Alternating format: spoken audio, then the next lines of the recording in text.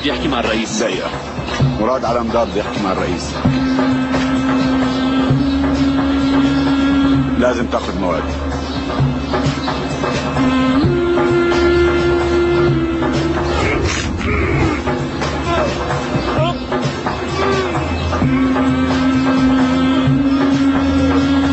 أنا مراد علمدار، بدي موعد بعد دقيقة وما رح استنى أكثر.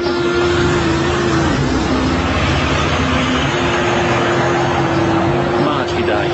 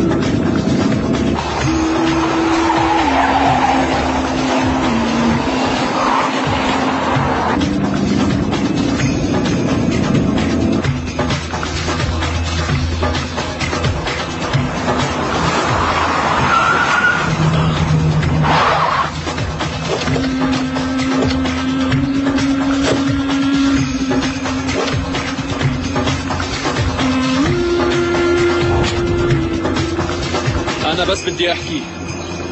طبعا إذا ما قللتوا أدب مرة تانية.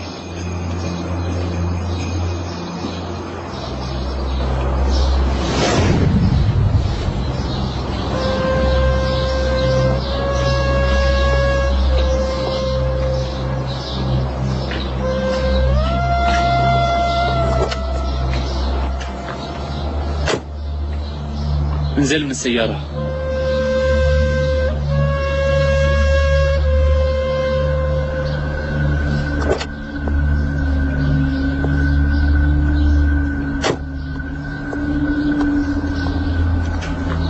مراد انت شو عم تساوي؟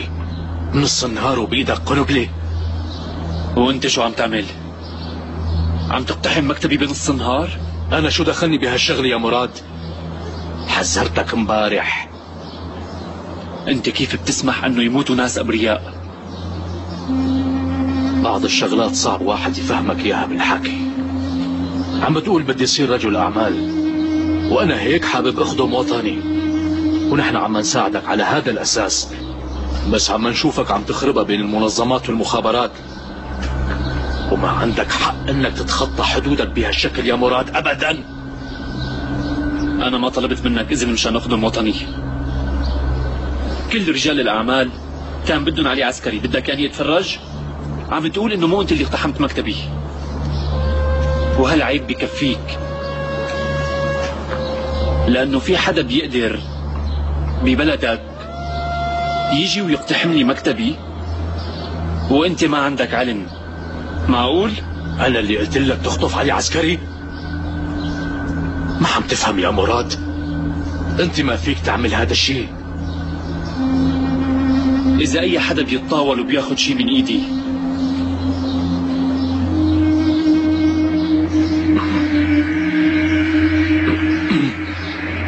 اكيد رح رح لاقي شي وحطه بإيده.